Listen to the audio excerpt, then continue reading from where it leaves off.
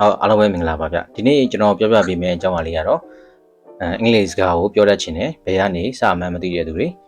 အင်္ဂလိပ်စကားကိုပြောနိုင်ဖို့ကြိုးစားနေတဲ့သူတွေနောက်တစ်ခုကသင်တန်းတက်ဖို့အချိန်မပေးနိုင်တဲ့သူတွေတက်ပေါ့နော်ကျွန်တော်နီလန်ကောင်းလေးတစ်ခုကိုမျှဝေပေးထားပါတယ်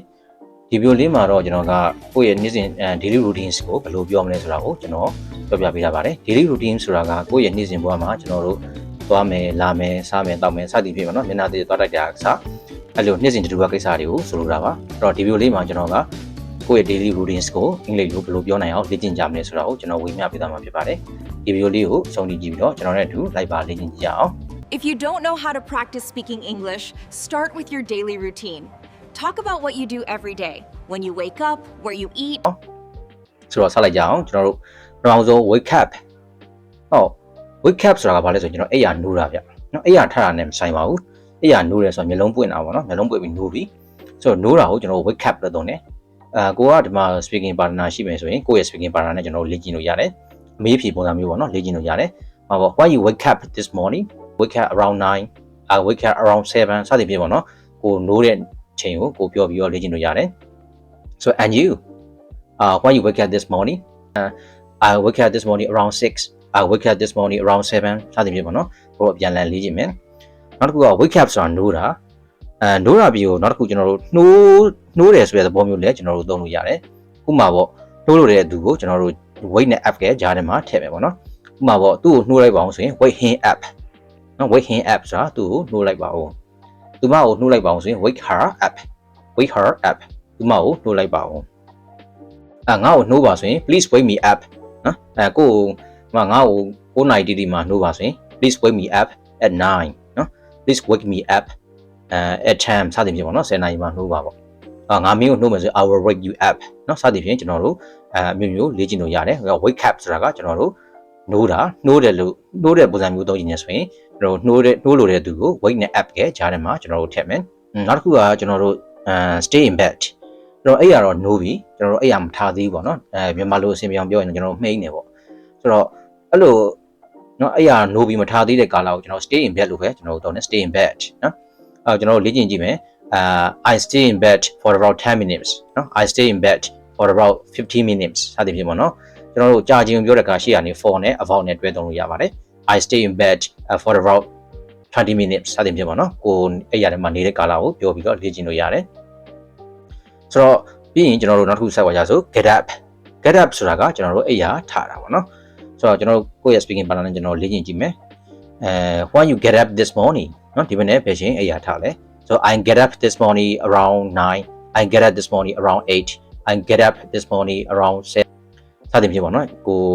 အဲ့ရထားတဲ့အချိန်ကိုပြောပြီးတော့လေ့ကျင့်ကြည့်မယ်ပြီးရင်ကျွန်တော်ပြန်မေးမယ် what about you when you get up this morning so I get up this morning around 7 I get up this morning around 6စသဖြင့်ပေါ့နော်နောက်တစ်ခုက get up ကကျွန်တော်တို့အဲ့ရထားတာပဲဟုတ်တယ်လို့နောက်တစ်ခုကကျွန်တော်တို့လဲသွားတဲ့လူထူပေးပါဆိုပုံစံမျိုးလဲကျွန်တော်တို့သုံးလို့ရတယ်ဥပမာပေါ့သူ့ကိုထူလိုက်ပါဦး get him up hey get him up သူ့ကိုထူလိုက်ပါဦးနော်သူမကိုထူလိုက်ပါအောင်ဆိုရင် hey get her up နော်သူမကိုထူလိုက်ပါအောင် get her up ငါ့ကိုထူပါအောင်ဆိုရင် hey please get me up နော် get me up ထူတယ်ဆိုတဲ့သဘောမျိုးသုံးရင်နော်ထူလို့တဲ့သူကို get နဲ့ up ကကြားထဲမှာထည့်ပြီးတော့ကျွန်တော်တို့သုံးလို့ရတယ်နောက်တစ်ခုကအဲ့ရထားပြီးကျွန်တော်မလုပ်နဲ့ drink a glass of water နော် I drink a glass of water ဆိုတာကျွန်တော်ရေတစ်ခွက်တောက်တယ်အဲ့ရနိုးတယ်ရေတစ်ခွက်တောက်တာကျမကြီးလည်းအရင်ကောင်းတယ်နော် so I drink a glass of water နော်ရေတစ်ခွက်တောက်တယ်ပေါ့ပြီးရင်ကျွန်တော်ဘာလုပ်မလဲဆိုရင် make bed ဆိုတာကကျွန်တော်အိယာသိမ်းတာဗျနော် I make my bed ပြီးရင်ငါအိယာသိမ်းတယ်ကျွန်တော်စောင်းခောက်တယ်ချင်းအောင်ခောက်တယ်ပေါ့နော်စသဖြင့်ပေါ့ I make my bed နော်ပြီးရင်ကျွန်တော်ဘာလုပ်လဲဆိုရင်မျက်နှာတက်တယ်ပေါ့ဆိုမျက်နှာတက်တယ်ဆိုရင် I wash my face နော်မျက်နှာတက်တယ် I wash my face ပြီးရင် I brush my teeth ဒါကတော့လူတိုင်းလုပ်နေကြအလုပ်ပေါ့နော် I brush my teeth ပြီးရင် I go to the bathroom နော်ရေချိုးခန်းသွားတယ်နော် toilet သွားတယ်ပေါ့နော်ပြီးရင်ကျွန်တော်ဘာလုပ်မလဲဆိုရင်I cook breakfast နော်မနေ့စာချက်တယ်ပေါ့I cook breakfast I cook လို့မသုံးရင်ကျွန်တော် make လည်းရရနော် I make breakfast မနေ့စာချက်တယ်ဆိုတော့ကျွန်တော်ကိုယ့် speaking partner ရှိရင်ကျွန်တော်မေးပြီးတော့လေ့ကျင့်လို့ရတယ် Can you make breakfast Can we cook breakfast No I can't make breakfast I can make breakfast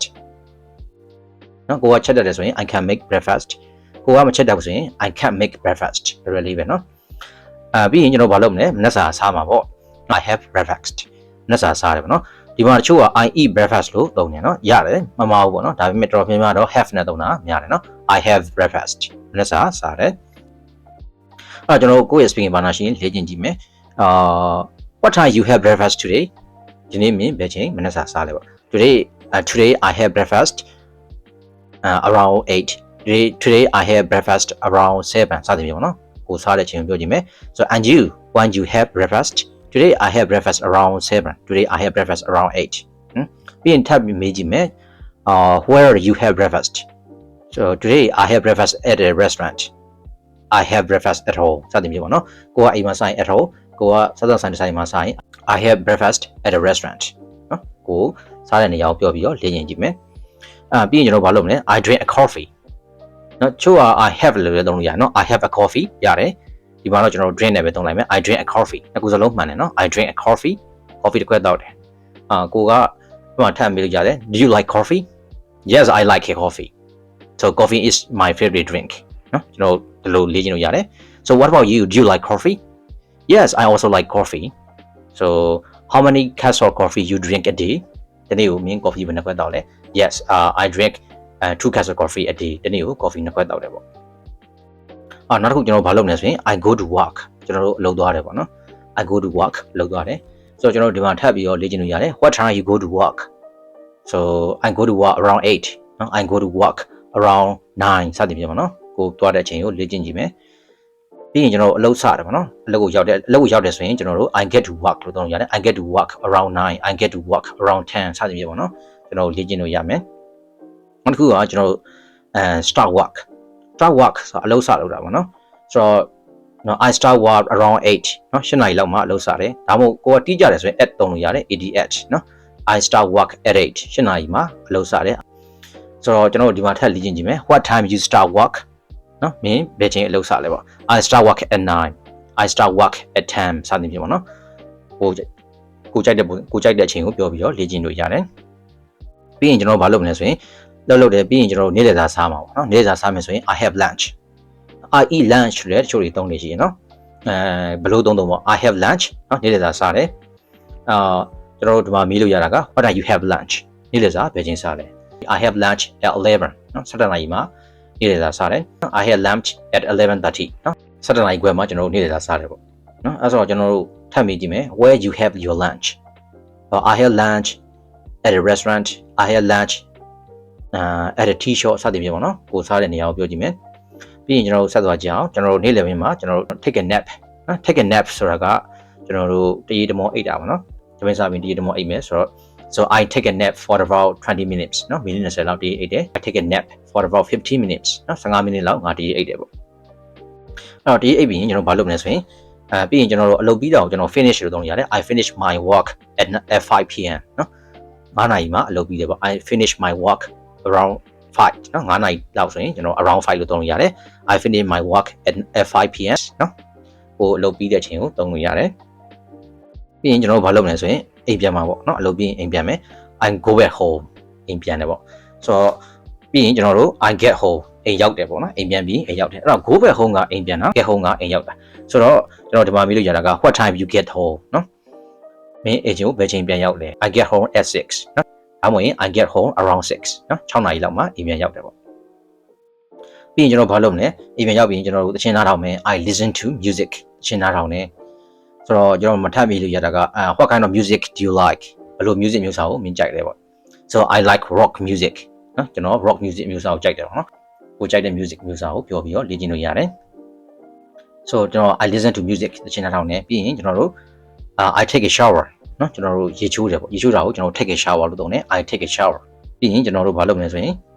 ညစာချက်မယ်ပေါ့နော် I make dinner ကျွန်တော်ဒီမှာထပ်မိလို့ရ Can you make dinner ညစာချက်တယ်လား Yes I can make dinner မချက်တော့ဘူးဆိုရင် No I can't make dinner လောလောလေးပဲနော်ပြီးရင်ကျွန်တော်တို့ဘာလုပ်မလဲညစာစားမှာပေါ့ I have dinner so ကျွန်တော်တို့ဒီမှာထပ်မိလို့ရတာက What time you have dinner so I have dinner around 8 I have dinner around 9စသဖြင့်ပေါ့နော်ကိုစားတဲ့အချိန်ကိုပြောလို့ရတယ်မင်းညစာဘာမှစားလဲဆိုရင်where you have your dinner I have dinner at home I have dinner at a restaurant နော်ဒီမှာဒီလိုပြောပြီးတော့လေ့ကျင့်လို့ရတယ်ပြီးရင်ကျွန်တော်ဘာလုပ်မလဲဆိုရင်ညစာစားပြီးရင်ကျွန်တော်တို့လမ်းလျှောက်မှာပေါ့ I go for a walk go for a walk ဆိုတာကျွန်တော်လမ်းလျှောက်ထက်တာပေါ့နော် I go for a walk for about 15 minutes I go for the walk for about 10 minutes စသည်ပြောနော်ကျွန်တော်ခဏတစ်ဖြုတ်လမ်းလျှောက်မယ်ပြီးရင်ကျွန်တော်တို့ဘာလို့လဲ TV ကြည့်မယ်ပေါ့နော် TV ကြည့်ကြတယ်ဆိုရင်ပြီးရင်ကျွန်တော်တို့ watch TV နော် TV ကြည့်မှာပေါ့ I watch TV နော် TV ကြည့်တယ်ပေါ့ဟိုကရုပ်ရှင်ကြည့်တယ်ဆိုရင် I watch movies နောက်တစ်ခုကကျွန်တော်တို့ဖုန်းသုံးမယ်ပေါ့နော် social media သုံးမယ်ဆိုရင် I use social media for about 20 minutes I use social media for about 15 minutes စသည်ပြောပေါ့နော်ကျွန်တော်တို့ဖုန်းသုံးမယ်ပြီးရင်ကျွန်တော်ဘာလုပ်မလဲဆိုတော့ဖျားရှိခိုးပဲပေါ့နော်ဖျားရှိခိုးတာကိုကျွန်တော်တို့ pay homage လို့သုံးတယ် I pay homage to the border pay homage ဆိုတာကဖျားရှိခိုးတာပြောနော် I pay homage to the border နော်ဖျားကိုရှိခိုးတယ်နောက်တစ်ခုကကျွန်တော်တို့offer ဆိုတာကကျွန်တော်ဖျားကိုရေချမ်းဘာညာကတ်လို့တော့ကျွန်တော် offer လို့သုံးနေရတယ် I offer a glass of water to the border နော်ဖျားကိုကျွန်တော်တို့ရေတစ်ခွက်ကတ်လို့တယ်ပေါ့နော်ဖျားကိုဘာပဲကတ်ကျွန်တော်တို့ offer နဲ့သုံးတယ်ဖျားရေကတ်ပြီးကျွန်တော်ဘာလုပ်မလဲဆိုရင်ကျွန်တော်တရားနဲ့ထိုင်မယ်နော်တရားထိုင်တော့ကျွန်တော် meditate လို့သုံးတယ် I meditate for about 15 minutes နော်15မိနစ်လောက်ကျွန်တော်တရားထိုင်တယ်ကိုကမိနစ်20လောက်တရားထိုင်နေဆိုရင်meditate for about 20 minutes နော်မိနစ်20လောက်ကျွန်တော်တရားထိုင်နေပေါ့ Do you like meditation ပေါ့နော်မင်းတရားထိုင်တာကိုသဘောကျလား Yes I like meditation နော်တရားထိုင်တာကိုကျွန်တော်သဘောကျတယ်အိယာဝင်မှာပေါ့အိယာဝင်တာကိုကျွန်တော်တို့ go to bed လို့သုံးတယ် I go to bed နော်အိယာဝင်တယ်ပေါ့နော်ဒီမှာထပ်လေ့ကျင့်လို့ရတာက what time you go to bed နော်အိယာဘယ်ချိန်ဝင်လဲပေါ့ I go to bed around 9 I go to bed around 11စသဖြင့်ပေါ့နော်7 နိုင်လောက်မှာကျွန်တော်အိယာဝင်တယ်နော်ကိုယ့်ရဲ့ speaking partner ရှိရင်ကိုယ့်ရဲ့ speaking partner နဲ့မေးလိုက်ဖြေလိုက်တော့လေ့ကျင့်ကြည့်မယ်ကိုယ့်ရဲ့ speaking partner မရှိဘူးဆိုရင်ကိုယ့်ဘာကိုယ့်ရဲ့ daily routines ကိုစဉ်းစားပြီးတော့ကိုယ့်ဘာကိုတယောက်တည်းပြောပြီးတော့လေ့ကျင့်ကြည့်မယ်ဒီနေ့ဒီဗီဒီယိုတော့ဒီမှာရောက်ခွင့်ပြုပါနောက်နေ့ဒီမှာလည်းကျွန်တော် speaking တက်အကျိုးရှိမယ်English speaking ကိုbasic ကနေ advanced level ထိရောက်အောင်ဘယ်လိုသွားမလဲဆိုတာကိုကျွန်တော်နောက်ထပ်သင်ခန်းစာတွေကိုဆက်လက်တင်ပြပေးသွားမှာဖြစ်တဲ့အတွက်ကျွန်တော်ရဲ့ channel လေးကို subscribe လုပ်ပြီးတော့ဆက်လက်စောင့်ကြည့်ဖို့အကြံပေးနေပါတယ်ဗျအားလုံးပဲကျေးဇူးပါ